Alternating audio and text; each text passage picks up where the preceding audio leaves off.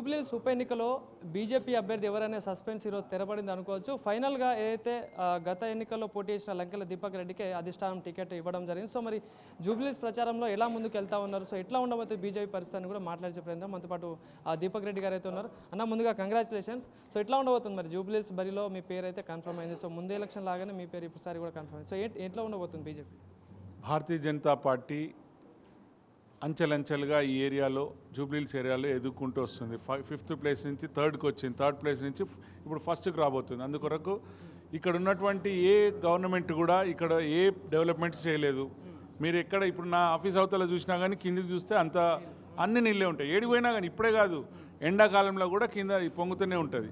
అంటే ఆ డెవలప్మెంట్స్ కూడా ఏం చేయలేదు కాబట్టి ప్రజలందరూ కూడా ఆలోచిస్తున్నారు ఎవరికి ఓటేస్తే మంచిది. మోడీ వైపు కిషన్ రెడ్డి గారు చేస్తున్నట్టు అభివృద్ధి కార్యక్రమాలు, ఆయన పర్సనల్ ఎంపీ ఫండ్స్ నుంచి ఇక్కడ ఏ కార్యక్రమాలు చేశారు, ఎన్ని కమ్యూనిటీ హాల్స్ కట్టించారు, బోర్వెల్స్ వేయించారు. కాబట్టి ఇలాంటివన్నీ కూడా మేము దాన్ని ముందరికి ప్రజలకు చెప్పుకుంటూ మేము చేస్తున్నటువంటి ప్రజా వ్యతిరేక కార్యక్రమాలు ఏది చేసినా మేము ఎప్పటికప్పుడు అండబెడుతూనే ఉన్నాం. కాబట్టి భారతీయ జనతా పార్టీకి సార్ సపోర్ట్ చేస్తారని అనుకుంటున్నాను. రావడానికి ఆలస్యం అయినట్టు కనిపిస్తుంది. సో ఏంటి ప్రజల్లో మరి మద్దతు దొరికే ఛాన్స్ ఉంది అనుకుంటున్నారా?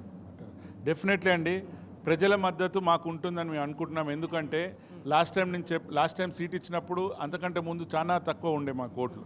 ఇప్పుడు చాలా పెరిగాం. ఇప్పుడు ఎంపీ ఎలక్షన్స్ వచ్చేసరికి మేము 2nd ప్లేస్కి వచ్చేసాం. సో అక్కడ వాళ్ళు ఎవరైతే ఎంఐఎం పార్టీ ఎవరికి సపోర్ట్ చేస్తే వాళ్ళకి ఎక్కువ ఓట్లు పడుతున్నాయి వాళ్ళిద్దరు పార్టీలలో.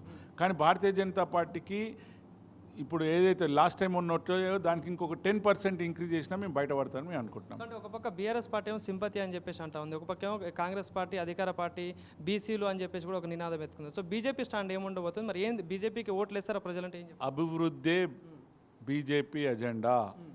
సెంట్రల్లో మోడీ గారు చేస్తున్నటువంటి అభివృద్ధి కార్యక్రమాలు ఉండొచ్చు, అంతేకాకుండా కిషన్ రెడ్డి గారు ఇక్కడ చేస్తున్నటువంటి సింప్లిసిటీ అండ్ వర్క్ ఆల్సో, ఆయన చేస్తున్నటువంటి ఎన్నో అభివృద్ధి కార్యక్రమాలు అవి మేము గెలిపిస్తామని అనుకుంటున్నాం. ఎందుకు లంకెల దీపక్ రెడ్డికే ఓటు వేయాలి బీజేపీ ప్రజలు?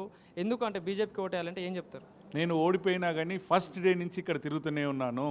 ఓడిపోయినా అని పక్కకు కూర్చోలేదు. ఎక్కడ ప్రాబ్లం ఉన్నా మా భారతీయ జనతా పార్టీ కార్యకర్తలతో పాటు నేను ఏదో అంతా నేను హెల్ప్ చేసుకుంటూనే వస్తున్నాను. కాబట్టి అదేవిధంగా ఇక్కడ ఉంటాను. ఎవరికి లేదు ఇలాంటి ఆఫీసు.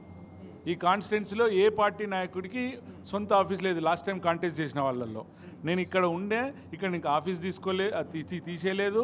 ప్రజలు ఏమంటే ఉన్నాను కాబట్టి ప్రజలు అట్లాంటివి గుర్తుపెట్టుకుంటారని అనుకుంటున్నాను. అంటే ఎవరు బీజేపీకి పోటీ ఎవరు జూబ్లీహిల్స్ అంటే ఏం చెప్తారు? డెఫినెట్లీ ఇప్పుడున్న పరిస్థితుల్లో బీఆర్ఎస్ ఉన్నదని నేను అనుకుంటున్నాను. కాంగ్రెస్ వాళ్ళు ఏం డెవలప్మెంట్ చేయలేదు. భారతీయ జనతా పార్టీకి ఆ బీఆర్ఎస్ ఎందుకు అంటున్నా అంటే ఆమె మీద కొంచెం సింపతి అట్లాంటివి ఉన్నది కాబట్టి ఆ సింపతి అనేది కూడా ఇక్కడ ఇప్పుడు ప్రజలు చూడరు, వాళ్ళు డెవలప్మెంట్ చూసుకుంటారు అని నేను అనుకుంటున్నాను.